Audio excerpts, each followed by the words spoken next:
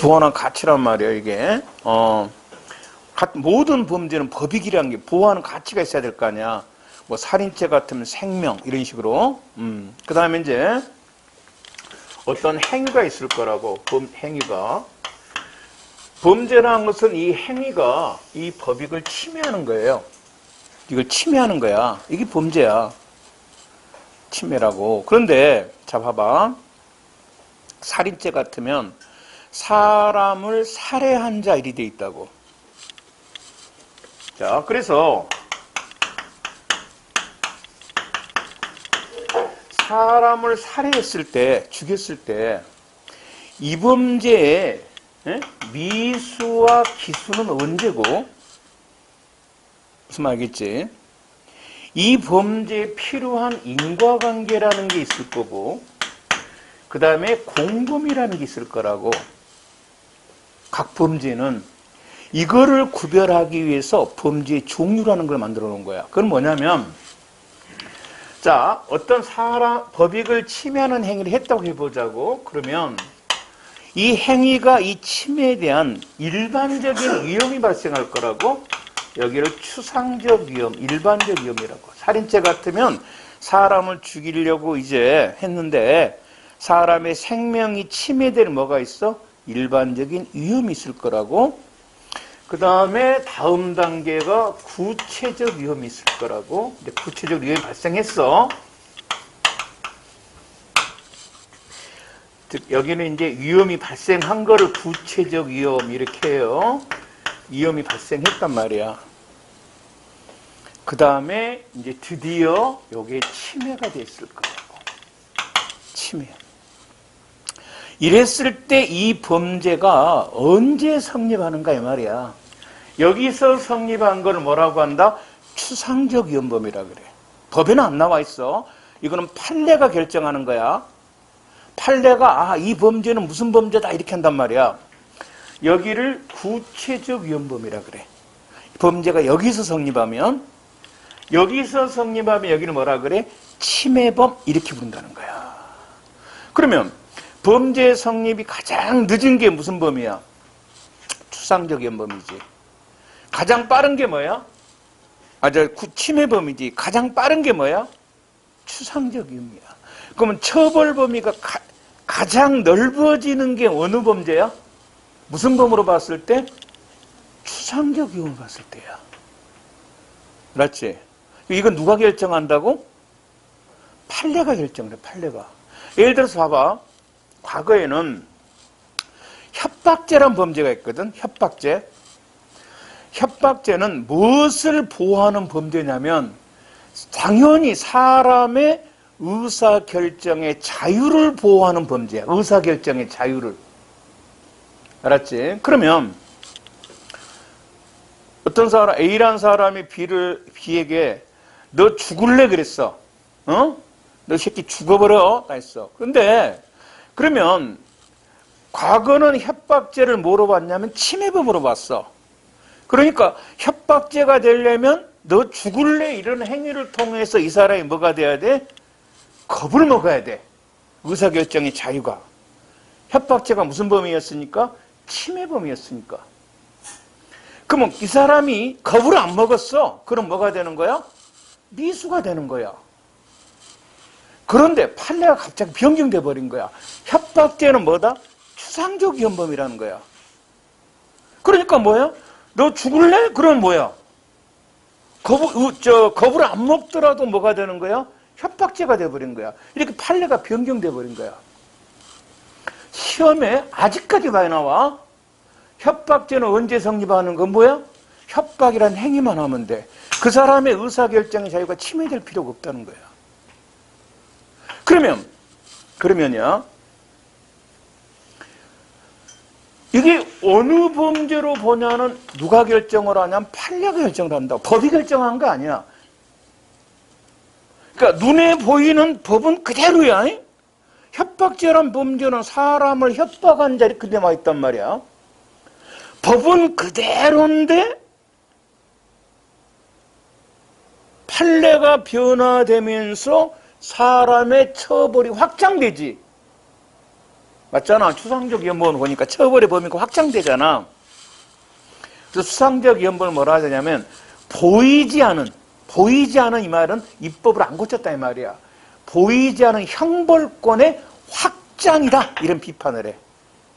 보이지 않은 형벌권의 확장이라는 거야. 그치? 그러면 시험은 뭐가 많이 나오냐? 요게 무지하게 나와. 그래서 이따 하겠지만 찍을 때 뭐로 찍어? 어차피 물어보면 뭐 물어봐? 추상적 위헌범 물어. 무조건 뭐로 생각해? 잘 모르면 찍을 때는 뭐로 찍어버려? 이거 추상적 위헌범으로 찍어버리면 돼. 자, 보자고요. 침해범과 위헌범 이랬어. 모든 범죄는 그 범죄에서 보호하려는 법익이 있고 이렇게 나왔잖아요. 범죄 행위는 그 법이 침해에 따라 추상, 구체, 침해 순서로 된다 이렇게 있다고.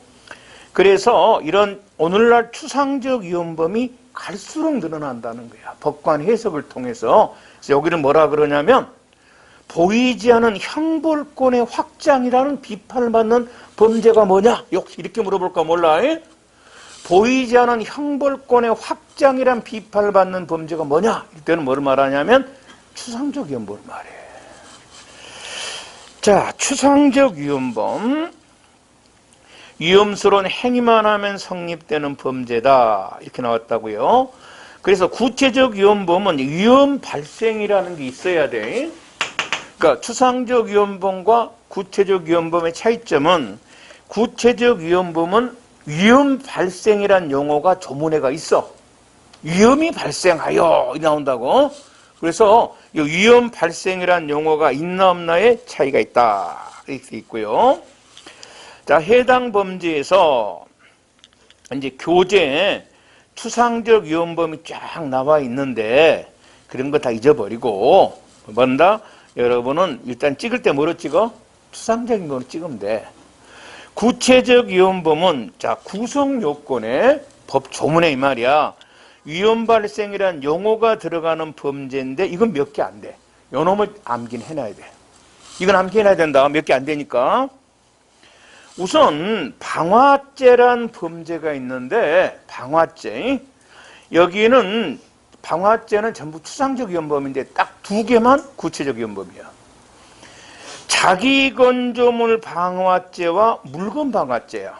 물건 방화죄 두 개야. 그러니까 자기건조물 자기건조물 방화죄와 물건 방화죄는 뭐냐면 위험 발생이라는 용어가 들어가 있어. 이건 구체적 위헌범이고 나머지는 다 뭐다? 추상적 위헌범이야. 알았지? 그 다음에 이 형법에 이 중이란 글자가 들어간 범죄들이 꽤 많거든. 뭐 중상해죄, 중유기죄 쭉 나와 있잖아. 이 중이란 범죄가 들어가면 그 중체포감금죄 이거 빼고는 전부 구체적 위헌범, 위험 발생이야. 중체포감금죄는 가혹한 행위야. 알았지? 여기 시험에 굉장히 많이 나온다. 알았지? 그러니까 중체포감금죄는 구속요건이 뭐야? 가혹한 행위야. 나머지는 다 위험 발생이야. 엄청 나온다 했다 이거. 그러면 결론적으로 우리가 암기해야 될 건 자기건조물 방화죄, 물건 방화죄, 그다음에 이 두 개하고 중체포감금죄를 제외한 나머지 중범죄들 이름 들어가 있다겠지. 여기 바로 위험 발생이다. 그 다음에 침해범, 침해가 돼야 된다. 됐지? 구별하는 이유는 미수기수를 구별하기 위한 거다. 그래서 추상적 위헌범은 실제 미수가 있을 수가 없지. 행위만 하면 뭐야? 범죄가 성립해버려. 알겠지? 그리고 이제 침해범은 뭐야? 침해가 돼야 범죄가 성립하지. 침해가 안 되면 뭐가 되는 거야? 미수가 되는 거야. 침해가 안 되면. 그래서 이제 내가 찍을 때는 다 뭐로 찍어라? 추상적 위헌범으로 찍으라 그랬잖아. 그런데도 시험에 잘 나오는 게 하나, 둘, 셋, 넷, 다섯, 여섯, 일곱 개는 시험에 너무너무 잘 나온다. 그러니까 거의 7개 내에서 나온다 생각하면 돼. 범죄 7개 내에서. 자, 보자고. 위증죄란 범죄가 있어. 위증이 뭔가는 알잖아. 자, 허위 진술을 했다고. 허위 진술, 거짓 진술을 했단 말이야. 이? 허위 진술을 했는데 이게 뭐 한다? 이제 재판에 영향을 줘야 될 거 아니야. 거짓말 진술해가지고. 그럼 위증죄는 언제 성립하는가 한번 보자고. 그러니까 원래 이제 그 위증죄라는 것은 우리가 생각할 때 허위 진술을 해서 재판관이 속아가지고 뭐야? 재판에 영향을 미쳐야 될 거 아니야. 그러면 위증죄를 뭐로 보냐 이 말. 위증죄를 침해범으로 본다면 허위 진술을 해서 재판에 영향을 미쳐야만 위증죄가 되겠지. 근데 판례가 위증죄를 뭐로 보냐면 추상적 위헌범으로 봐. 허위 진술만 하면 위증죄야. 재판에 영향을 미치지 않아도 관계가 없어. 법관이 자기가 허위 진술이라는 걸 이미 알고 있었어. 증인이. 제가 허위 진술하고나를 알고 있었단 말이야. 라고 해도 뭐가 되는 거야? 허위 진술만 하면 뭐다? 위증죄다. 무슨 범이야? 추상적 위헌범이라는 거야. 두 번째 자주 나오는 게 나번이야. 공무집행방해죄야. 공무집행방해죄는 뭐냐? 공무원에게 폭행하잖아요. 그래서 공무가 방해될 거 아니야. 그럼 공무집행방해죄가 무슨 범위냐에 따라서 이 범죄가 언제 성립한가가 달라지겠지. 우리 판례가 공무집행방해죄를 뭐로 보는 거야? 추상적 위헌범으로 보는 거야. 공무원을 폭행만 하면 뭐야? 공무집행방해죄야. 공무가 방해되지 않아도 돼. 그러니까 폭행은 공무집행방해죄야. 알겠지? 그 다음에 답은 아까 했지. 협박죄. 협박만 하면 되고, 라범. 명예만 훼손하는 행위만 하면 돼. 실제 명예가 침해 안 돼도 무슨 죄야? 명예훼손죄고, 마번. 일반교통방해죄라는 범죄가 있어. 여기는 교통만 방해하는 행위만 하면 돼. 방해 결과가 나오지 않아도 돼. 방해하는 행위만 해도 되고요.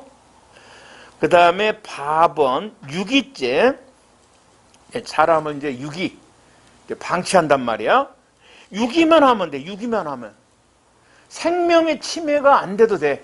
유기를 통해서 저 사람 뭐 생명, 신체에 어떤 위험이 침해돼야 되나? 안 돼도 돼. 그러니까 예전에 많이 나왔던 이런 거 있단 말이야. 자기 그 부모를 경찰서 앞에다가 버렸어. 노모를 이제 버리고 숨어서 지켜보고 있었다고. 그러자 경찰이 와서 그 자기 노인네 추운 겨울에 떨고 있으니까 집으로 이제 경찰서 안에 데려간 거야. 파출소 안으로. 이걸 지켜보고 있었어. 기수야, 미수야? 기수야. 유기죄 기수야. 왜? 이거 추상적 위헌범이야. 또는 이런 판례도 있고 시험 다 나왔던 것들이 옛날 나왔던 것들이다. 자기 그 아이를 공항에다 버렸어. 자신의 아이를 공항에 버렸는데 공항 직원이 아이가 혼자 있으니까 데려갔단 말이야. 죄책이 뭐야? 유기죄 기수야. 이런 거 있었고, 최근에 또 좀 자주 나오는 게 4번 있지. 4번. 이게 뭐냐면 그 폐가 있지. 폐가. 건물 철거하는 데인 폐가. 이게 다 철거되고 이제 그 벽만 있어. 벽만. 지붕도 없고 아무것도 없단 말이야. 거기서 노숙자가 잠을 자면서 추우니까 이렇게 그 막 열이 쓰레기 같은 거 모아놓고 잤어. 근데 불이 붙어가지고 벽에 이제 그슬렸을 거 아니야. 저녁에. 그래서 앞에 있는 나무 한 조그마한 건 선억으로 타졌어. 그러면 아까 우리가 물건 방화죄는 뭐였어? 구체적 위헌범이다. 그리고 타인 건조물 방화죄. 자기 거 알잖아 이거. 타인 건조물 방화죄는 무슨 범이야? 추상적 위헌범이야. 그러면 여가 지금 어떤 방화죄라는 것은 이제 여기 불이 나가지고 어떤 사회의 그 안전에 대한 그 위험을 침해하는 게 방화죄 아니야. 실제로 사회 안전을 침해한다는 위험 발생하지 않았지. 불은 약이 거슬렸지. 약간 거슬렸지만은 벽에 거슬렸지만은 경찰은 이걸 물어본 거야. 쉽게 네 거 아니지 않냐. 철거 건물도 뭐다? 건물이다 이 말이야. 그래서 타인 건조물 방화죄다. 그래서 무슨 범위야? 추상적 위헌범이라고 경찰은 수사했던 거야. 그런데 판례가 야 이거 어떻게 건조물이냐는 거야. 뭣도 없어? 천정도 없고 그냥 벽돌만 옆에 단말기 있는데 물건이라는 거야. 물건. 그럼 뭐가 돼? 물건 방화죄야. 근데 물건 방화죄는 무슨 범이야? 구체적 위헌범이야. 위험이 발생해야 되는데 어떤 위험 발생하지 않았잖아. 그냥 벽만 이렇게 그절르고 말았잖아. 그래서 무죄 판결 때려버렸어. 그래서 이 정도는 알아야 된다. 뭐 이 정도 알면 거의 대부분 여기서 나와. 그런데 혹시 모르니까 됐지? 그러면 이따 하겠지만은 이제 범죄는 인식을 해야 되거든. 인식. 그러면 추상적 위헌범과 구체적 위헌범의 차이점은 어디가 있냐면 구체적 위헌범 위험이 발생이란 용어가 들어가 있다 그랬지. 당연히 구체적 위헌범 위험을 발생을 인식해야 될 거고 추상적 위헌범 위험 발생을 인식할 필요가 없다는 거야. 왜? 위험 발생하는 용어가 없으니까. 그 다음이야. 또 뭐가 있냐면 그러면 이번에는 그래서 이제 요즘은 안 그러겠지만 예전에는 요 위헌범하고 요 침해범하고 결과범하고 거동범을 헷갈려하는 사람들이 있었는데 학자들 중에도 그건 아니야. 봐봐. 뭐냐면 형사법이다. 가장 근본 원칙이 근대형법은 자기 책임 원칙이야. 자기가 한 행위에 대해서만 뭐야? 책임을 지는 거야. 그러면 어떤 결과가 발생했을 때 법익 침해 결과야. 그러면 이 행위가 있잖아. 이 행위와 결과 사이에 이 결과의 책임을 물으려면은 뭐가 필요해? 이따 마지막에 하게 될 인과관계라는 게 필요한 거야. 그 결과가 자신의 행위에 의해서 뭐한다? 발생돼 있어야 된다는 거야. 그래야만 책임을 지는 거야. 다른 사람의 것에 대해서 내가 책임질 필요가 없는 거야. 그래서 인과관계가 필요한 범죄들이 있어. 여기는 무슨 범이라 그래? 결과범이라 불러. 결과범. 자, 그래서 대부분 범죄는 결과범. 살인죄 같은 뭐야? 자신의 행위와 사망 사이에 뭐가 있어야 돼? 인과관계가 있어야 돼. 결과범. 그러면 인과관계가 필요 없는 범죄도 있을 거라는 거야. 그게 뭐냐? 결과만 없으면 되는 범죄도 있죠. 위헌범 같은 거야. 이건 결과 필요 없지. 이런 범들을 우리는 거동범이라 그래. 그러니까 거의 위헌범이 거의 무슨 범이야? 행위범, 거동범이야. 그런데 자 봐봐. 구별하는 시력이 다르단 말이야. 위헌범과 침해범을 구별하는 이유는 뭐 때문에 구별해? 미수기수 때문에 구별해. 이 범죄가 언제 성립되는가? 그리고 결과범과 거동범을 구별하는 이유는 뭐 때문에 그런 거야? 인과관계가 필요하냐? 필요하지 않냐 때문에 하는 거야. 결과범이라 했을 때는 뭐가 필요해? 인과관계가 필요하고. 거동범이란 것은 행위만 하면 되는 범죄야. 결과 필요 없어. 이 범죄는 인과관계가 필요 없는 거예요. 근데 시험에 자주는 안 나와. 그 정도만 체크하면 되는 거고. 또 요즘에 많이 나오는 범죄가 있어. 자, 봐봐. 이거 좀 헷갈리니까 지워버릴게요. 자, 행위를 해서 여가 이제 우리가 위헌범도 있고 침해범도 있다고 하자고요. 자, 그럼 이제 범죄가 완성이 됐어. 여가 완성이 됐어. 그럼 여기를 이제 뭐라고 한다? 기수라고 불러. 기수. 범죄가 완성됐단 말이야. 범죄가 완성이 됐어요. 여기는 뭐라 그래? 기수라 그래. 기수. 자, 기수가 되면은 이 말이에요. 이 행위가 기수가 되면은 행위가 즉시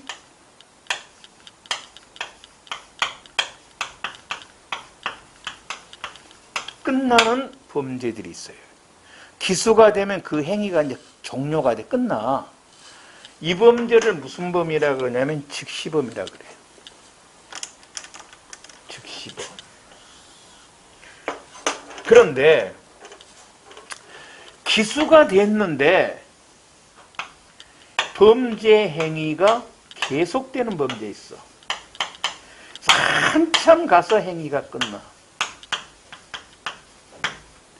이런 범죄를 뭐라 그런다? 계속범이라 그래. 그러니까 즉시범이냐 계속범이냐의 차이점은 기수 시점이 아니야. 기수 시점 둘 다 똑같아. 범죄가 완성되면 기수야. 차이점은 즉시범은 기수 시점하고 행위 종료 시점이 뭐야? 일치하고 있지. 그런데 계속범은 뭐야? 기수 시점하고 행위 종료 시점이 다르단 말이야. 그러면 이거를 나누는 이유가 뭐냐 그러면 공범 때문에 그래. 공범. 공범은 뭐를 같이 해? 범죄 행위를 같이 해야만 공범이잖아. 그러니까 요 즉시범은 기수 이후에는 공범이라는 게 나올 수가 없어. 행위가 끝나버렸잖아. 그런데 계속범은 기수가 됐지만은 행위가 계속되는 동안에는 뭐가 가능해? 공범이 가능하다는 거야. 이것 때문에 그러는 거야. 공범 때문에. 그리고 이제 생사소송법에서는 뭐 때문에 그러냐면 공소시효 때문에 그래. 공소시효는 행위가 종료한 때부터 진행하거든. 그러면 즉시범은 언제가 공소시효 기산점이야? 기수 시점이 공소시효 기산점이 되고 시작이 될 거고, 계속범 뭐야? 기수시가 아니지. 언제야? 한참 후지. 근데 그게 소송법 문제고, 그러면 우리는 요 계속범이 뭐가 있는가 몇 개 안 돼. 요거를 우리가 최근에 자주 나온 거를 알아놔야 된단 말이야. 알아놔야 돼. 됐지? 자, 보자. 기억, 니은, 디귿. 이 세 개 반드시 알아야 돼. 계속, 즉시범, 계속범의 차이점이 기수, 기억, 니은, 물론 해당 각 책에서도 엄청나게 강조한다. 엄청나게 중요한 문제야, 이거. 우선 기억부터 들어가자고. 어떤 여자가, 이거 어마어마하게 중요한 거다. 기억.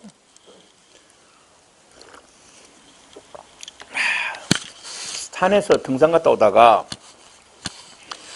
그 남해 수목원에 들어가가지고, 수목원에 들어가서 영산홍이라는 나무를 캤어. 절도죄지? 남해 수면 나무 캤으니까. 근데 영산이 꽤 크단 말이야. 그래서 그러면 이제 못 가져가고 남편에게 전화를 한 거야. 여보 와. 그래서 이제 남편이 차를 몰고 온 거야. 차를 몰고 와가지고 이제 영산홍을 차에다가 실타가 걸렸단 말이야.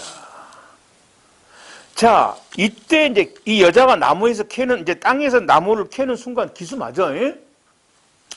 이 범죄가 즉시범이냐 계속범이냐는 남편이 절도죄 공범이 되냐 안 되냐 이 문제야. 남편이 지금 현재 그 문제지. 판례가 경찰은 당연히 뭐라 그랬어? 경찰은 아직 수목원을 벗어나지 않았으니까 절도가 안 끝났다 이 말이야. 그러니까 남편이 뭐가 돼? 절도죄 공범이면 특수절도죄거든. 특수절도죄면 1년 이상 30년 이하야.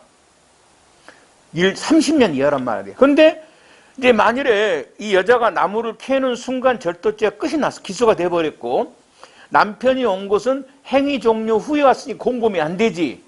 이렇게 보면은 남편은 장물운반죄고 부인은 뭐가 돼? 절도죄야.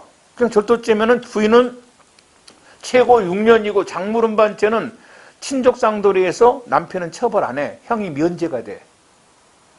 그래서 판례가 절도죄는 무슨 범이다? 즉시범이야. 언제 기수가 되냐? 나무를 캐는 순간. 그래서 이 남편은 뭐가 아니야? 절도죄 공범 아니다. 기억 무지무지하게 나온다. 영산홍 사건. 니은 최근에 니은도 많이 나온다. 교통방해죄야. 무슨 말이냐면 민주노총 사람들이 요 시내를 지금 길거리를 점거하고 있단 말이야. 무슨 죄야? 당연히 교통방해죄지. 그런데 뒤늦게 이제 노총 간부들이 뒤늦게 참가한 거야. 여기에 한참 막 교통방해를 하고 있는데 지금 막 예를 들어서 아까 9시부터 하고 있는데 지금 30분에 참가를 한 거야. 얘네들이. 얘들 대책이 공범이 되냐는 거야.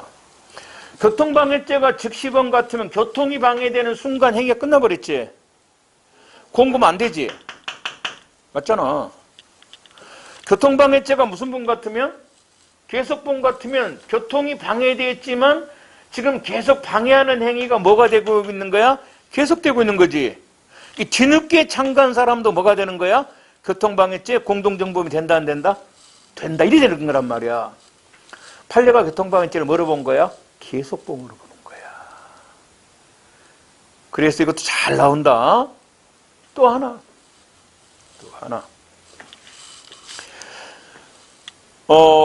자, 범인도피죄라는 범죄가 있어. 범인도피죄. 범인을 이제 말 그대로 두 번 도피시킨 게 있지. 도피시켰다고. 이제 범인도피죄의 대표적인 게 뭐냐면 이런 거란 말이야. 이제 자기가 범인도 아니면서 대신 가서 내가 범죄자입니다라고 허위자백을 했다는 거야. 그래서 자신이 범죄자라고 허위자백을 하면 이게 뭐가 되는 거야? 범인도피죄야. 자, 만일에 어제 11월 만일 1일 날 경찰서에 가서 내가 음주운전했습니다라고 허위자백을 했다는 거야. 무슨 죄야? 범인도피죄지. 응. 무슨 말 알겠어? A와 B가 둘이 음주운전을 했고요. 음주운전했다. 그리고 C라는 사람이 가서 허위자백을 한 거야. C는 죄책이 뭐야? 범인 뭐다? 도피죄란 말이야. 도피죄. 그리고 이제 A하고 둘이 짠 거야. 그럼 A도 뭐가 돼? 범인 도피죄 교사범 된단 말이야. 오늘이 11월 10일이란 말이야. B가 다시 C하고 짜가지고 허위자백을 해라. 한 번 더 해라 이 말이야. C가 가서 오늘 자기 했다는 거야. 계속. B는 절대 운전 안 했다는 거야. B는. 있을 때야. 그러면 허위자백이 만일에 즉시범 같으면 얘가 허위자백하는 순간 범인도피죄가 뭐가 돼? 끝나버린 거야. 뒤늦게 참가한 B는 뭐가 아니야? 도피죄 공범이 아니란 말이야. 근데 계속범 같으면 뒤늦게 참가한 B가 뭐가 돼? B도 뭐가 돼? 도피죄 무슨 범이 돼? 공범이 되는 거야. 그러면 시험에 뭐라고 나오냐? 판례 자식이 이건 계속범이다 이랬으면 될 거를 지금 여기서 여기까지를 뭐라고 하죠?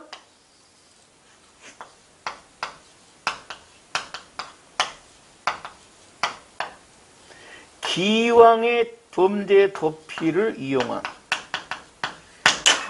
이렇게 기왕이 뭐야? 이미 성립되어 있는 이런 뜻이잖아. 이렇게 내니까 여러분 뭔 뜻인지 몰라. 기왕의 도피 상태를 이용한 범인 도피죄 공동정범이 가능한가? 이게 무슨 소리야 도대체 이 말이야. 한마디로 말하면 범인 도피죄가 무슨 범이다?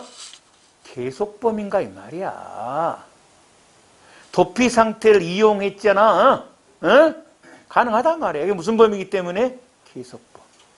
요 세 개는 알아둬야 돼. 알아둬야 됩니다.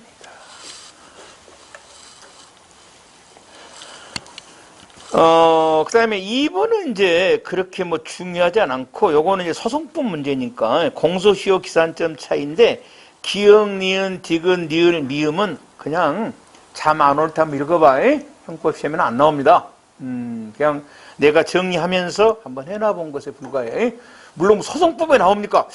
소송법에 구급에는 안 나와. 그런데 단 이거 하나만 체크하자. 그 기억에 다른 건 필요 없고 공유수만 이런 거 필요 없잖아. 계속 반복되는 밑줄 나왔잖아. 니은도 뭐냐? 계속 허가 없이 농지를 전용하는 죄가 계속된다. 디귿도 공익법인이 승인받지도 않고 수익사업을 계속한다. 그러면 이런 계속범은 결론적으로 공소시효가 뭐가 돼? 기수가 돼도 진행이 안 되지. 행위가 뭐 한다? 종료해야 된다. 뭐 이 정도만 체크하자고요. 그 다음입니다. 목적범이라는 것은 뭐냐면 목적범. 범죄가 이제 되려면 이따 할 거야. 이때 목적을 여기다 뒤에서 써라도 관계없는데 일단 범죄자가 범죄 사실을 인식을 해야 돼요. 기본이야. 범죄 사실을 인식해야 돼. 근데 고의라 배울 거야. 고의. 그러면 자 보자고요.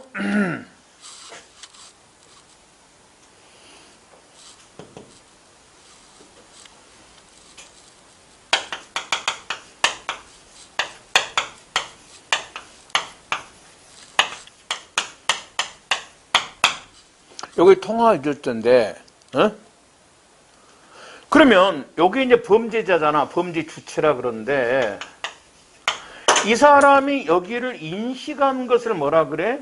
아, 내가 통화를 위조하구나. 이렇게 인식하는 것을 한마디로 뭐라 그런다? 고의라 그래. 고의. 고의. 그러면 통화를 위조한다는 걸 인식하면 통화 위조죄다. 이렇게 하면은 통화 위조죄가 너무 넓어질 수가 있단 말이야. 이런 범죄들이 있어. 어느 범죄를 좀 그 성립을 좀 좁힐 필요가 있더라는 거야. 봐봐. 만일에 통화를 위조한 게 통화 위조죄라면, 위조한 게 위조죄라면, 우리가 돈에다 글씨 쓰면 전부 뭐가 돼? 통화 위변조죄가 돼버려. 너무 범죄 성립이 뭐야? 넓어져 버린다는 거야. 그래서 어느 경우는 범죄를 좀 좁혀야 될 필요가 있더라는 거야. 성립되는 범위가. 그래서 이때는 앞에다 써줘.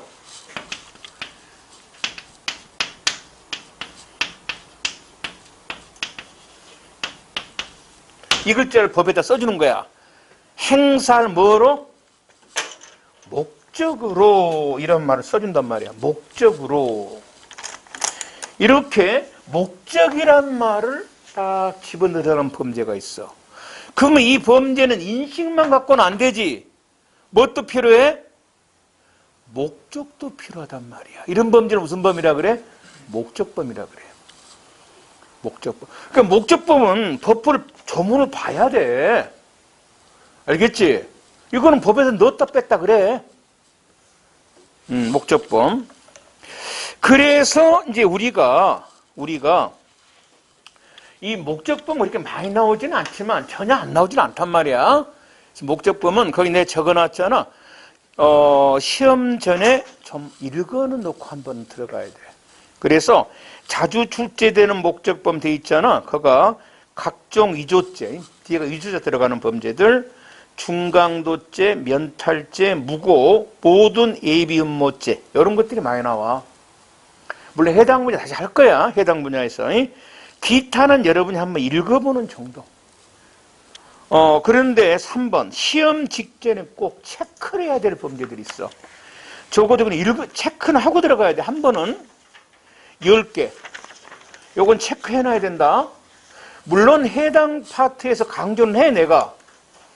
중요한 거니까 10개는 해당 파트에서 내가 강조를 한단 말이야. 그래도 이제 한번 쭉 정리를 해야 될 거 아니야. 그때는 읽어야 될 게 10개야. 위증죄는 목적범이 아닌데 모해 앞에가 모해자가 들어간 목적범이고, 그러니까 1번, 2번 마찬가지지. 위증죄 증거면 목적범 아니야.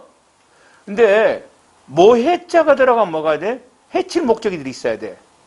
목적범이고. 4번 위조죄는 목적범인데 행사죄는 목적범 아니에요. 도박장소 개설죄는 목적범이고 도박죄는 목적범이 아니고, 그 다음에 미성년자 약취윤죄는 목적범이 아닌데 다른 약취윤죄는 목적범이고, 강제집행 면탈죄와 중강도죄는 목적범이고 나머지는 아니고, 8번은 별 의미가 없는데 8번이 가볍게 나올 때가 있는데 봐봐. 음행매개 아니면 제조가 나왔다. 제조, 반포, 공연음란은 목적범 틀렸죠. 제조하고 매개만 목적범이고 나머지는 아니란 말이야. 9번, 10번은 필요 없고 해서 주로 1번, 2번이 가장 많이 나와. 1, 2번이. 알았지? 많이 나옵니다. 그 다음 이제 신분범은 나중에 다시 할 건데, 범죄 하는 사람은 주체라 그러는데, 이 사람의 지위나 자격, 여기를 신분이라 그래. 신분. 범죄 주체자의 어떤 지위나 자격을 신분, 이렇게. 그래서 수뢰죄라는 것은 이제 공무원이 뇌물을 받는 거잖아. 주체가 공무원이지. 이게 신분이 됩니다. 하지만 공무집행방해죄는 주체가 공무원이 아니야. 왜? 공무하는 공무원을 폭행하는 자니까 주체는 누구든 관계없지. 그렇다면 공무집행해죄는 신분범이 아니고, 존속살해죄 그러면 직계비속이 존속을 죽이는 거지. 누가 신분이야? 직계비속이 신분이야. 주체와 관련돼 있으니까. 영아살해죄는 직계존속이 영아를 죽인 거거든. 누가 주체자야? 직계존속이. 그러니까 직계존속이 신분이냐? 여기서는 알 거 없어. 무슨 범죄에 있어서 이렇게 나와야 되는 거고요. 그 다음에 나중에 할 거야. 형법이 이 신분이 있어야 범죄가 성립하는 범죄를 진정신분범. 신분이 없어도 범죄가 성립하는데 신분에 따라서 형벌이 가중되거나 감경된 거를 부진정신분범이라 한다. 진정신분은 이런 범죄가 있고, 부진정은 존속이나 업무자가 들어가는 범죄인데, 업무상 비밀누설죄라는 범죄는 진정신분범입니다. 왜냐하면 우리나라에 비밀누설죄라는 범죄가 없어요. 그래서 업무상 취득한 비밀을 누설하면 그냥 업무상 비밀누설죄예요. 형이 가중되고 이러지 않습니다. 진정신분범입니다. 자, 그 다음에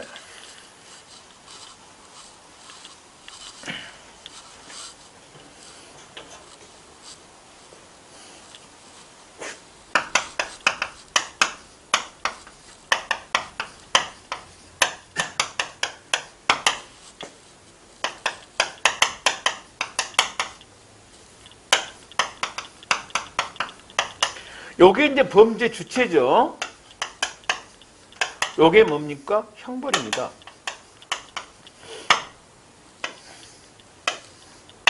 맞죠?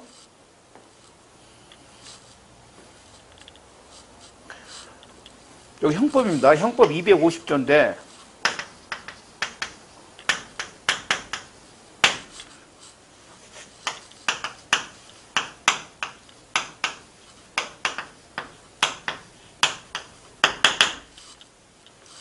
조세처벌법 제18조를 보게 되면 이렇게 돼 있어요.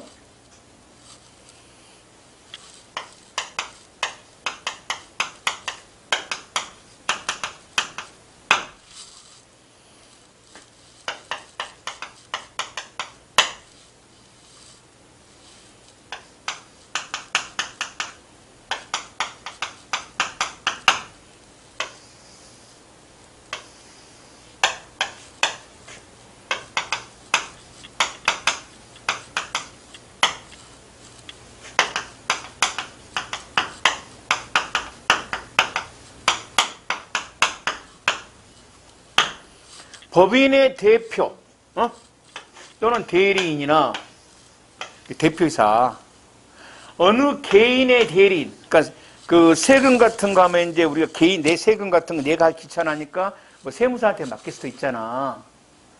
이들이 조세 포탈하면, 세금을 포탈하잖아. 그러면 3년 이하의 뭐다? 징역, 벌금으로 이 사람들을 뭐 한다? 처벌한다 이 말이야. 알았지?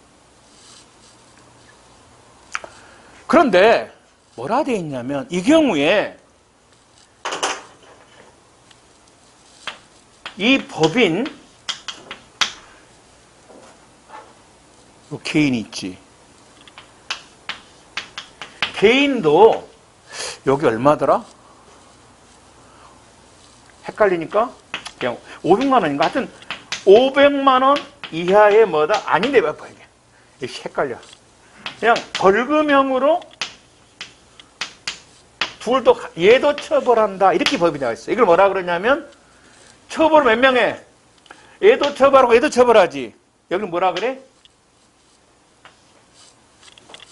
여기를 양벌 뭐다고?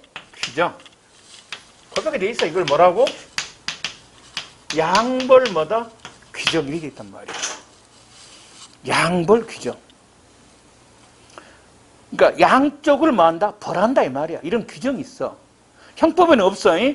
조세처벌법이랄지 아니면 공정거래위원법 이런 그 특별법에가 있어.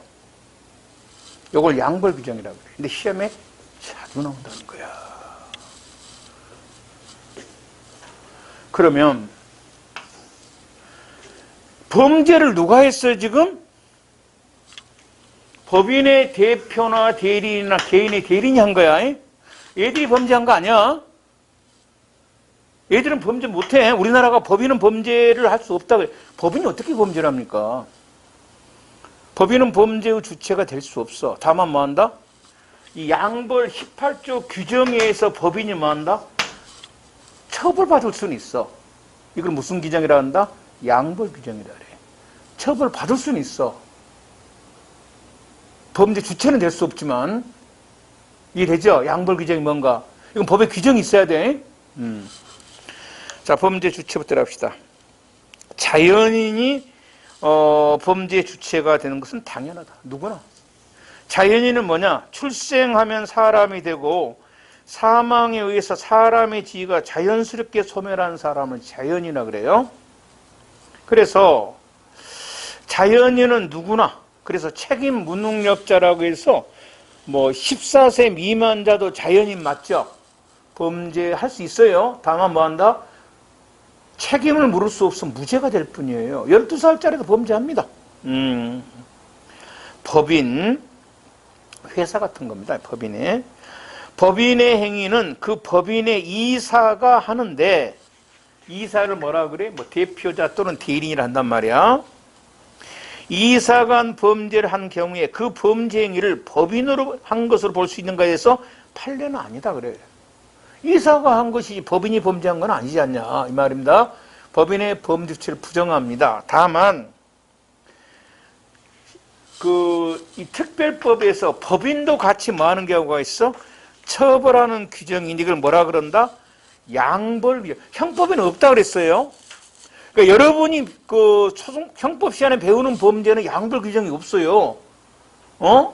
뭐 절도, 뭐 강도, 사기, 배임 이런 데는 없어. 다 특별범죄만 있는 거야. 있습니다. 자, 그러면 양벌 규정에 의해서 이 법인을 처벌하려면은 반드시 뭐가 있어야 돼? 양벌 둘 다 처벌한다는 뭐가 있어야 된다? 규정이 있어야 됩니다. 규정이 없으면 처벌 못합니다. 반드시 법에 뭐가 있어야 돼? 규정이 있어야 되는 거예요. 규정이. 그래서 이 양벌 규정에 의해서 법인을 처벌하는 경우가 있는데 이번에 우리는 여기를 뭐라 그러냐? 법인은 범죄의 주체가 될 수가 없죠. 범죄의 주체는 누구만 되는 거야? 요 자연인만 됩니다. 하지만 처벌에 받을 수는 있다. 이렇게 하는 거고요. 그 다음입니다. 기억을 좀 봅니다. 잘 봐요. 이 법인은 이제 어떤 목적을 위해서 사람이 모인 걸 법인이라고 합니다. 법인. 그러면 사람이 막 모여있으면 다중이라 그러면 나는 이 순서를 말아준 게 좋아요. 뭐 집합 또는 집단이라는 용어로 씁니다. 여기 좀 어느 정도 조직화가 되면요. 이걸 단체라고 합니다. 단체. 이걸 이제 비법인이라고 합니다. 또는 똑같은 말이지. 비법이니까 뭐야?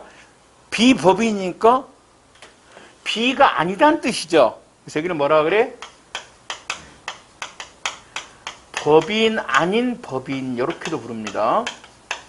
법인 아닌 법인. 그러니까 이 법인 아니라는 뜻이 뭐야? 비 아니 비자야. 그리고 이제 여기에 다음 단계가 뭐가 돼? 법인이 됩니다. 이건 등기를 해야 돼요.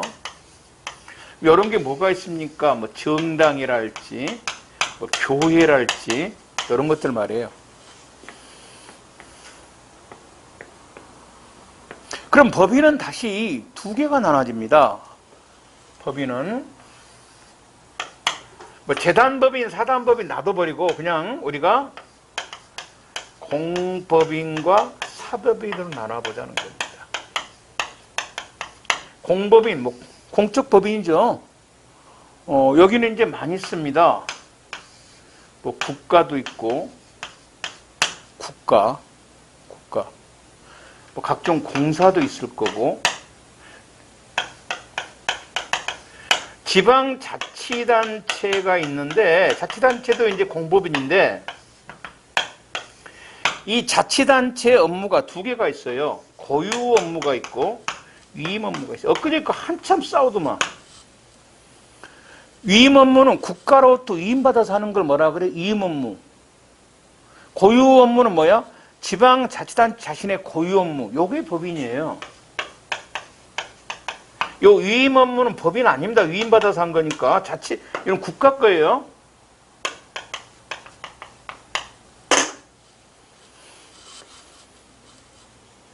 그래서 엊그제 보니까 이제 그 경기도 감사 받을 때 그 이재명 지사 그랬잖아. 내가 왜 고유 사무에 대해서 국가로부터 감사를 받아야 되냐? 응? 뭐만 받으면 돼? 위임 사무 받으면 된다는 거야. 그러니까 이제 그 국회의원들이 했잖아. 아니 그동안은 다 했지 않냐? 그러니까 그럼 관행이지만 법이 안 나왔지. 법이 못하게 돼 있지 않냐? 싸운 거야. 이 지방자치단체 고유사무는 국가가 감독 못해요. 누가 해? 지방의회에서 하는 겁니다. 지방의회에서. 국가가 감독할 수 있는 것은 무엇에 불과해? 위임사무에 대해서만 감독할 수가 있어요. 그러니까 지방자치단체가 하는 위임사무는 지방자치단체 사무가 아니라 누구 거야? 이거는 국가 거야. 국가 위임받으니까 뭐가 있냐면 여러분에 답답 잘는지 모르지. 왜냐면 그 쟤들이 행정직 공부하는 애들은 시험 잘 나와. 고유사무냐 위임사무냐. 우리가 확실히 알 수 있는 것은 뭐지? 병역 같은 것은 뭐야? 당연히 위임사무야. 병역은. 근데 세금도 나눠줍니다. 지방세와 뭐가 있어? 국세가 있지. 지방세는 무슨 사무야? 고유사무야. 국세가 이제 뭐다? 지방단체 받으면 위임사무가 되겠지. 그렇겠지? 이렇게. 다릅니다, 이게. 자, 이렇게 돼 있다는 거 보고, 여러 거 읽어보자고. 그러면 봐봐. 양벌 규정의 법인에는 사법인도 되고, 누구도 돼? 공법인도 되는데, 맞잖아? 공법인 중에 누구? 국가, 공사, 지방자치단체 고유사무를 하는 위임. 요거 안 돼. 위임사무는 자치단체 사무의 자신의 사무가 아니야. 이거는 국가 거니까. 여기까지 이해돼요? 요것만 양벌 규정의 법인에 해당되는 거. 요건 안 돼. 요거는 왜 자기 사무가 자기 일이 아니잖아. 국가로 위임받아서 한 거잖아. 이거는. 그러니까 양벌 규정의 법인이니까 어차피 뭐야? 사법인, 공법인, 국가, 공사, 고유사무로 하는 누구? 지방자치단체. 위임사무 안 된다 그랬다. 위임사무 국가가 아니니까. 국가가 지방자치가 아니니까. 이렇게. 그 다음에 법인의 이 사용인에는 자 여기 대표 대리인 이 말에 대리인에는 정식 고용계약을 체결해서 근무하는 자는 뭐 당연히 포함이 되는데 법인서 고용한 이 고용인의 비정규직들이 비정규직. 지금 여가 이제 줄여놔 여가 이제 종업원도 들어가. 여가 종업원도 들어갑니다. 여가 종업원도 들어갑니다. 들어가는데 그러면 종업원 속에는 정식 직원도 있고 뭣도 있어? 인턴도 있고 이럴 거 아니야. 이들이 한 것에 대해서 책임을 져야 되냐는 게 법인이 양벌 규정으로. 당연히 책임져야 됩니다. 그래서 정식 고용계약을 체결해 근무하는 자뿐만 아니라 그 법인 업무를 직관적으로 수행하면서 법원의 통제 감독 인자도 포함이 됩니다. 그렇지? 고용한 사람이야. 그러면 디귿은 요즘에 잘 안 나. 옛날에 무지하게 많이 나왔다. 생각해 보자고. 봐봐. 여러분 상식적으로 이제 참고적으로 약은 약사가 팔아야 돼. 약사가 팔아야 됩니다. 한번 봐봐. 어느 약사가 A라는 약사가 B라는 약사를 고용을 했어. 자기가 B를 이제 명의상 약사를 딱 해놓은 거야. 그 약국에. 그리고 C라는 사람을 누가 고용했는가 봐봐. 실질적 약사 주인 A가 고용을 한 거야. 명의상 약사 B가 고용한 게 아니란 말이야. 이렇게 있잖아, 그게. 봐봐. 법인 아닌 약국을 실질적으로 경영하는 약사가 다른 약사를 고용하여 고용된 약사를 명의상 개설 약사로 등록하게 하고 약사 아닌 종업원을 직접 고용하여 누가 고용했지, 이거? 실질적 경영상인 약사겠잖아. 근데 종업원이 약 팔다 걸렸다고. 이때 양벌 규정에 처벌받는 사람은 누구냐? 누가 고용을 했어? 고용했던 사람이 누구야? 실질적 경영자가 고용했잖아. 걔가 양벌 규정에 처벌받는 사람이. 너무 당연한 말이잖아. 걔 고용했으니까. 이겁니다. 자, 양벌 규정으로 법인이나 사용자를 처벌하기 위한 요건의 첫째 가장 중요한 게 뭐가 있어야 한다? 당연히 법의 규정이 있어야 됩니다. 형법에는 없다고 했어요. 그러면 여기에 기억이 많이 나옵니다. 기억. 자, 비법인. 법인의 양벌 규정은 있는데 비법인 양벌 규정은 없습니다.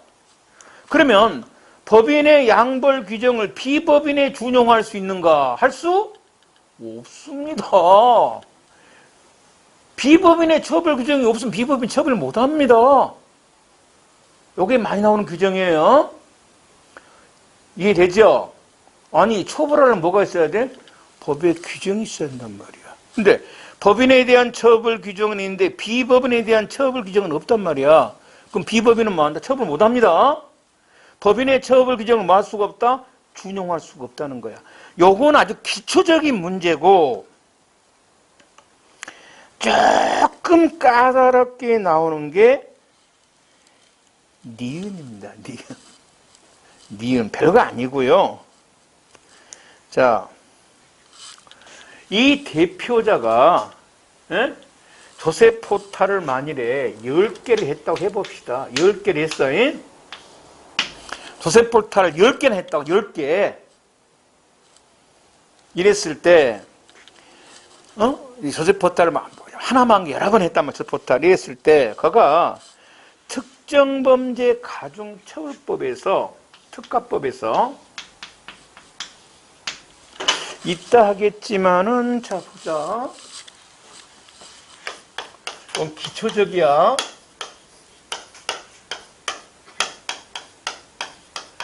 여러 개의 행위로 여러 개의 죄가 발생했을 때 여가 두 가지가 돼. 뭐가 있어? 포괄일죄가 되는 경우가 있고 뭐가 되는 경우가 있다? 실체적 경합이 되는 경우가 있습니다. 포괄일죄가 되려면 반드시 뭐가 한다? 이걸 하나로 포괄하는 뭐가 있어야 돼? 법의 규정이 있어야 돼.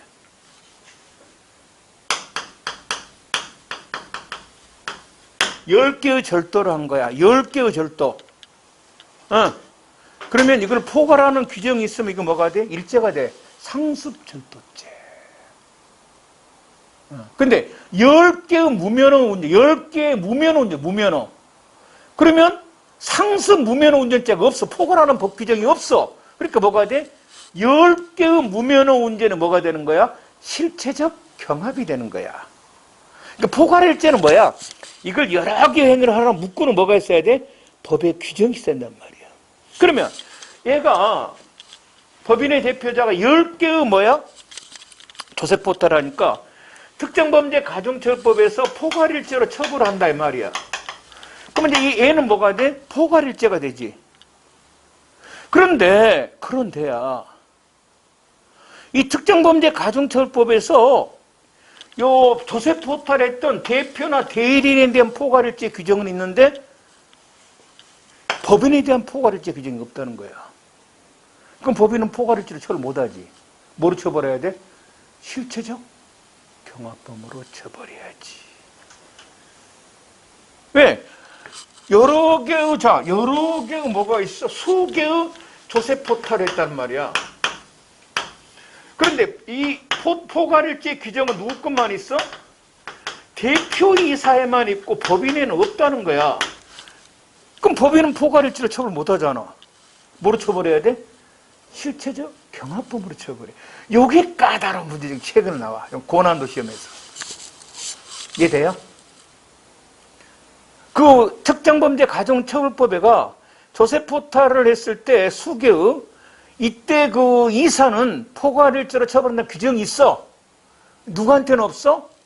근데 그 규정에가 없단 말이야. 누구한테는?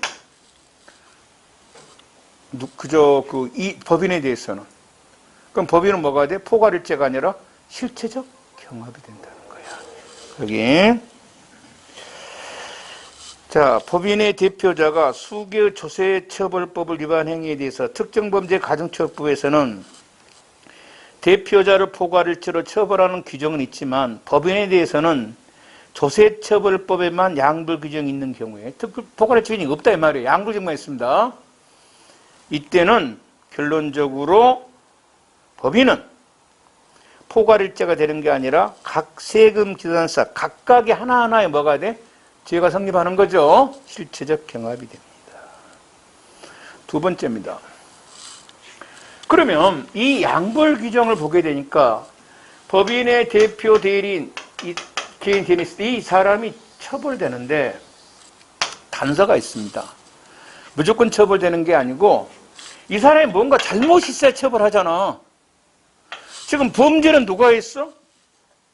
얘가 범죄자잖아.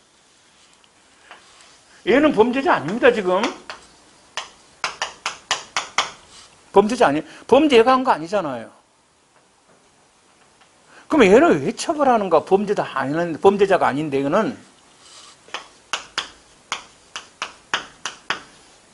감독 책임으로 처벌합니다.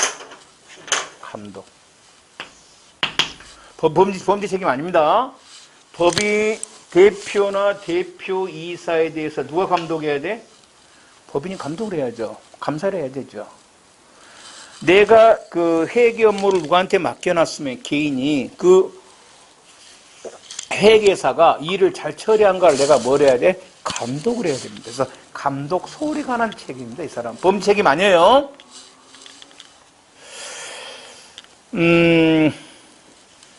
법인의 이사나 종업원에 대한 감독 소홀에 관한 책임이 있어야 된다.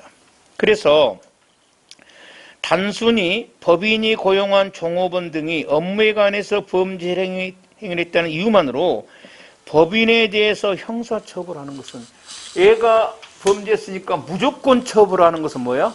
이거는 자기 책임 원칙에 위반됩니다. 자기가 아무런 잘못도 없는데 처벌한 것이 돼버리죠? 이건 자기 책임 원칙에 위반됩니다. 뭔가 잘못이 있어야만 처벌하는 거예요. 그 잘못이 뭐다? 범죄 책임이 아니라 무슨 책임? 감독 책임입니다. 감독을 소홀히 했다는. 그래서 종업원의 위법행위가 의 동기가 종업원, 기타 3자 이익을 위한 것이라는 관계없어요. 영업주는 감독 혜택에 대한 잘못이 있으면 책임을 집니다. 그 다음에 티귿입니다. 법인 설립 전이면 여기죠. 예? 여기입니다. 여기에서 한 이사의 행위를 법인이 책임을 져라?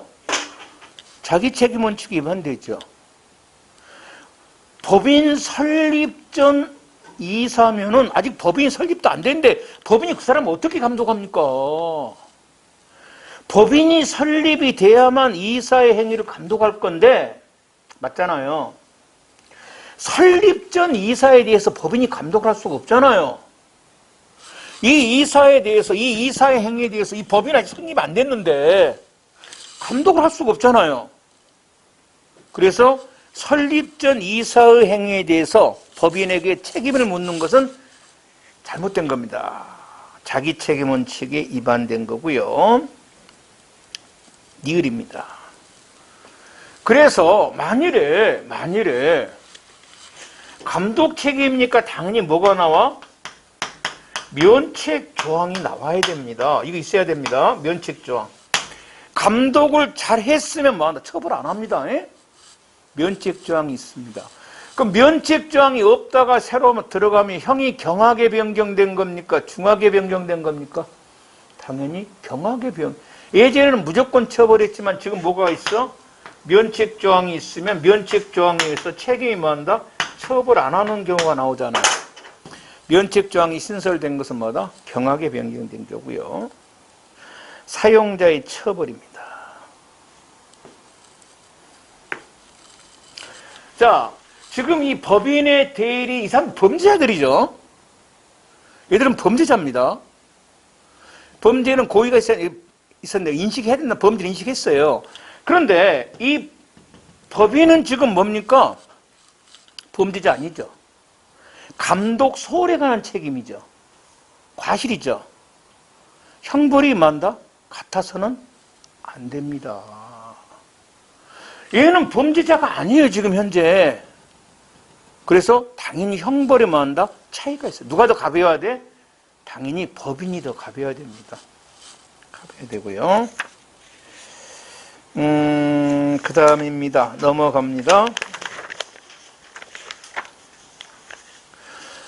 이제 형을 요거 3년 이하 징역, 요거는 뭐, 벌금이 얼마더라? 하여튼 500만 원 이하 벌금을 했을 때, 법에 정해진 형입니다.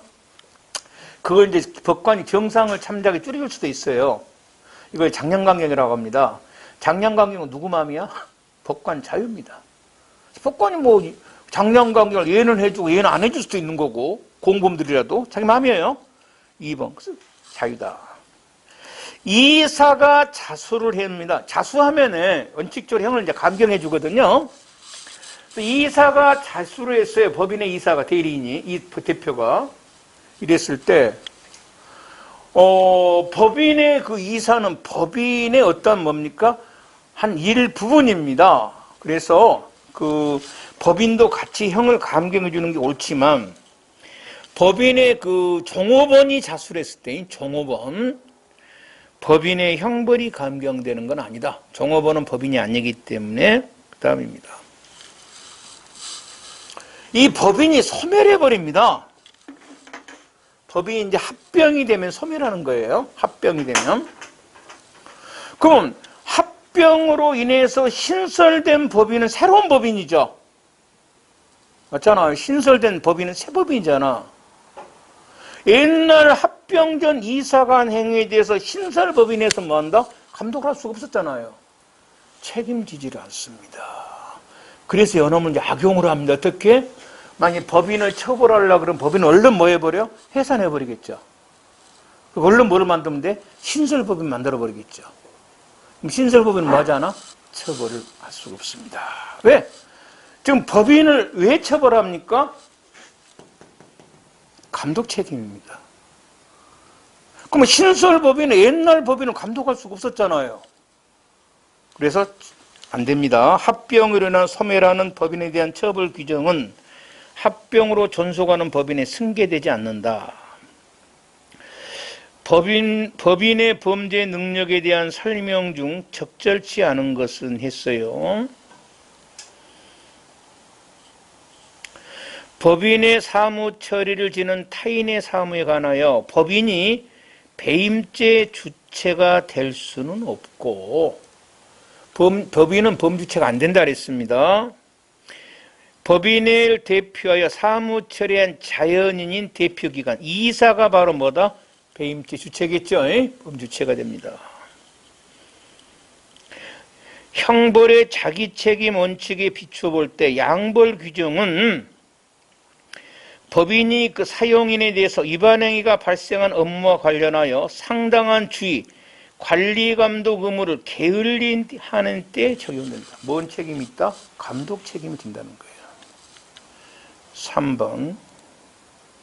양벌 규정이 있는 경우 양벌 규정에 법인격 없는 사단이 명시되어 있지 않은 경우 법인격 없는 사단을 뭐라 그랬다? 비법인. 비법인 처벌 못합니다. 법에 규정이 없으면. 4번. 지방자치단체라도 국가로부터 위임받은 기관위임 사무가 아니라 고유사무를 처리한 경우에는 국가기관의 일부가 아니라 국가기관과 별도의 독립된 공법인으로서 양벌 규정에 의한 처벌 대상이 되는 법인에 해당되지 않는다가 아니라 해당되죠. 4번이 틀렸습니다. 2번. 다음 설명 중 옳지 않는 거. 법인격 없는 사단과 같은 단체는 법인과 마찬가지로 사법상 권리 의무의 주체가 될 수 있으면 변론을 하더라도 법의 명문의 규정이 없으면 당연히 뭐한다? 처벌도 안 되고 당연히 범죄는 안 되죠. 1번 뭐 당연한 말이고. 2번. 특별한 근거 규정이 없는 한 법인 설립되기 이전에 자연인이 한 행위에 대해서는 설립 전, 그러니까 여기죠. 법인이 뭐한다? 책임? 안 지죠. 설립전을 어떻게 책임집니까? 감독 못했는데, 할 수가 없는데. 3번. 합병으로 인하여 소멸한 법인이 그 종업원 위반 행위에 대해 양벌 규정에 따라 부담하는 형사 책임은 합병으로 인하여 존속하는 법인, 새 법인이죠. 승계 안 되죠. 승계 안 됩니다. 2번. 지방자치단체가 국가로부터 위임받은 사무를 처리하는, 위임받은 사무. 여기네요. 이거는 법인 아니죠. 국가무 대신하는 거니까 4번 처벌 안 됩니다. 법인 안 돼요. 4번이 틀렸고. 범죄 형태에 대한 설명 중 옳지 않는 것은 했어요. 자, 쭉 나왔는데 중인데 그 2번 이런 건 이제 딱 보고 나와야 되는. 중간금죄는 구체적 위헌범 아니죠. 중자가 들어가면 다 구체적 위헌범이고 뭐만? 중체포감금죄는 가혹한 행위라고 그랬습니다. 이건 위헌 발생 아닌데 이거는 틀렸으면 큰일 납니다. 이건 굉장히 조심해야 되는 거예요. 2번이 틀렸고, 체포감금죄는 뭐 계속범, 교통방해죄 계속범. 4번 옳지 않는 거. 체포감금죄는 나중에 보면 계속범이고요. 그 다음에 2번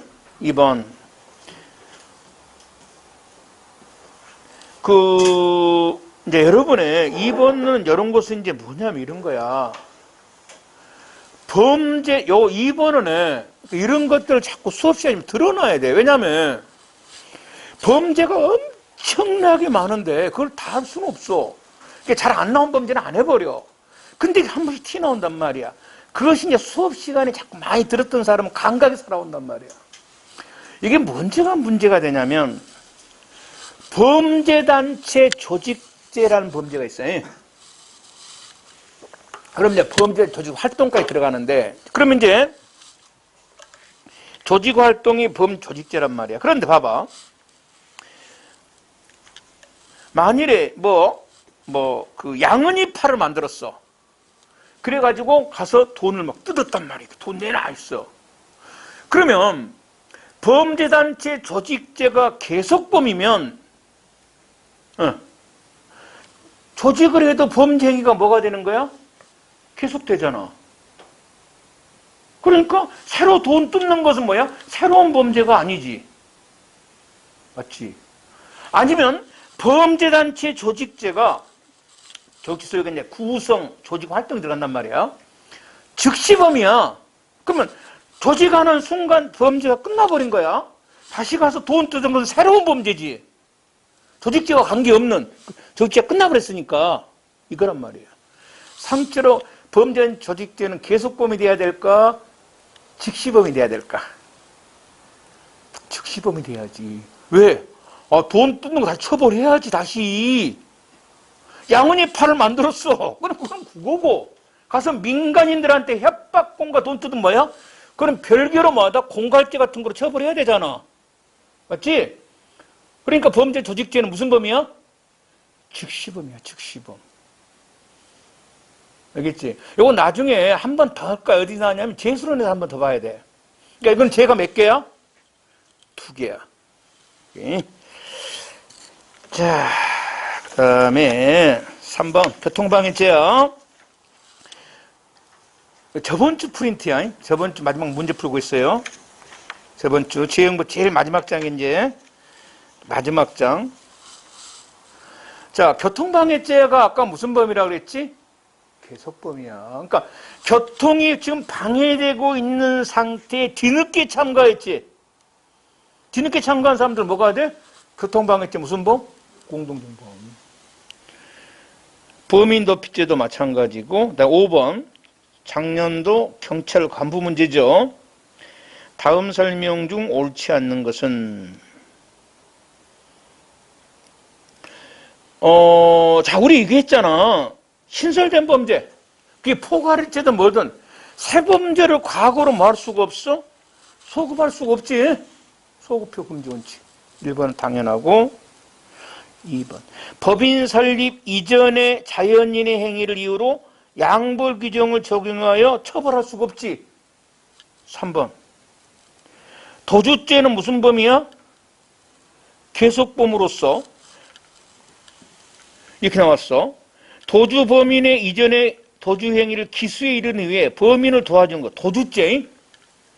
이것도 시험 잘 나온다. 무슨 말이 이거야? 여러분 봐봐. 나중에 하기 좀 언급하고 봐봐.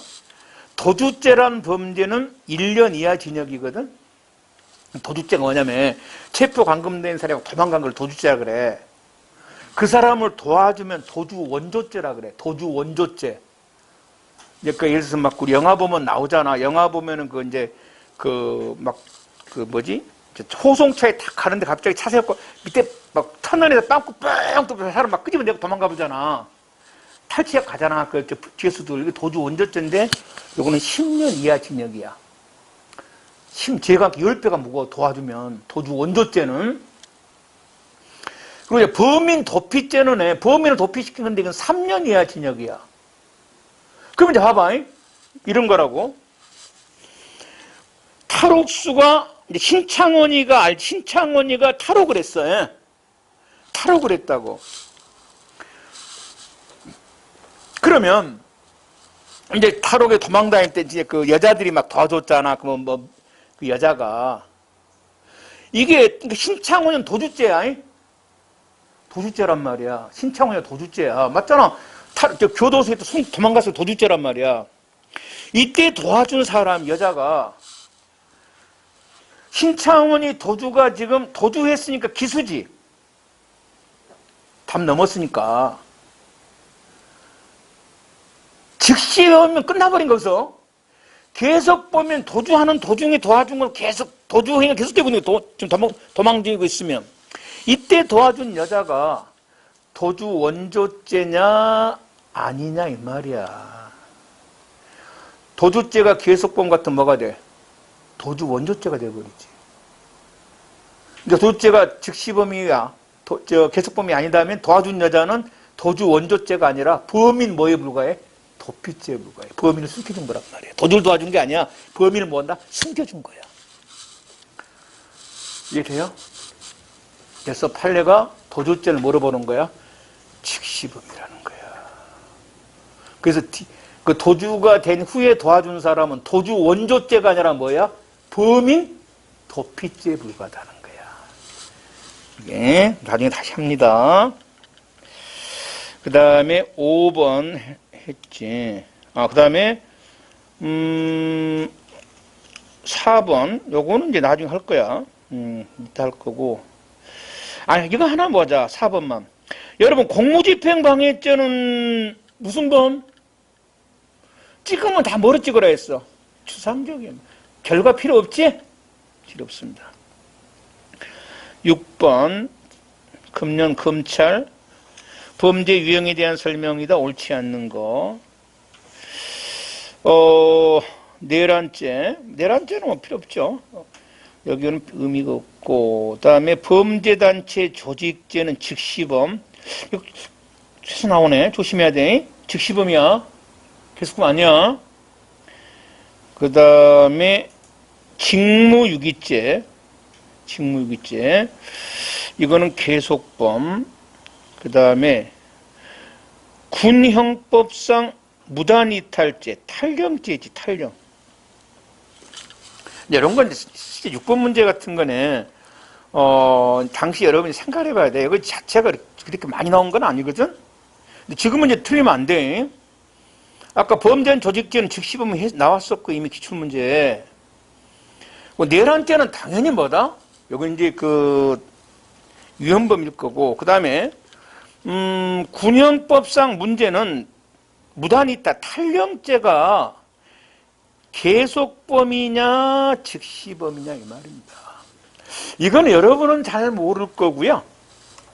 여러분 아마 아버지쯤 되면은 당연히 알 겁니다. 왜냐하면 이거야. 탈령을 했잖아. 요게 만일에 계속범 같으면 아까 우리가 그랬지. 공소시효는 행위가 끝난 때 진행한다 그랬어요. 그러면 만일에 탈령죄가 계속범 같으면 얘는 공소시효가 탈령되는 동안은 진행이 안 되지. 너무 가혹하지. 맞잖아. 공소시효가 진행이 안 돼버려. 왜?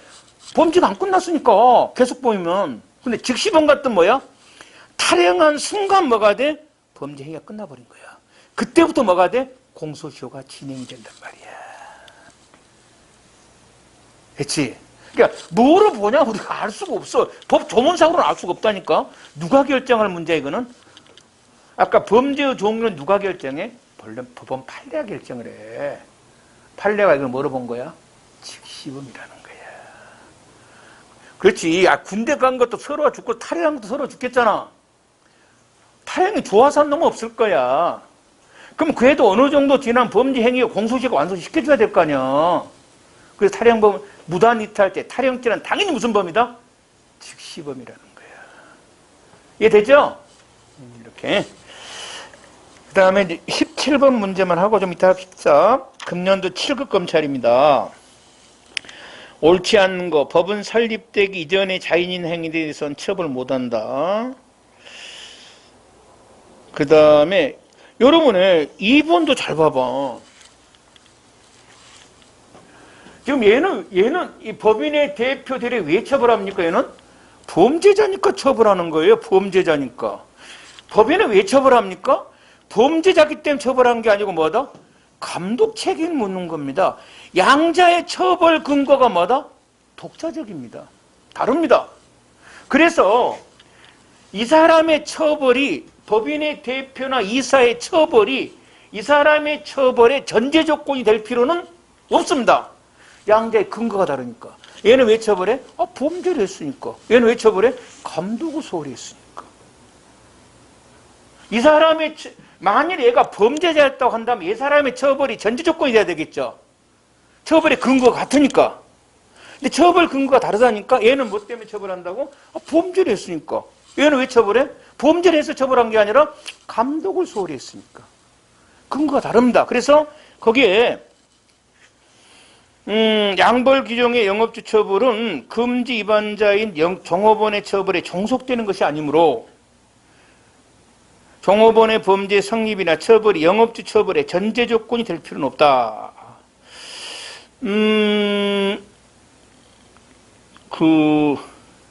3번입니다. 이거는 다른 거 필요 없고 소송법 문제인데요. 양벌 규정이 중요한 거 아니고 앞에가 친고죄란 말이 중요합니다. 친고죄. 친고죄가 들어가면 이건 항상 불가분원칙이 적용돼요. 양벌 규정 필요 없어요. 이 사람을 고소하면 고소율이 어디까지 미쳐? 얘한테까지 미치고 이 사람을 고소 취소하면 어디까지 미쳐? 얘한테까지 미칩니다. 양벌 규정이 필요 없어요. 공범도 마찬가지입니다. 이거는 양벌 규정은 함정이야. 뭐의 포인트다? 친고죄가 포인트야. 이건 소송법에서의 문제예요. 소송법에서.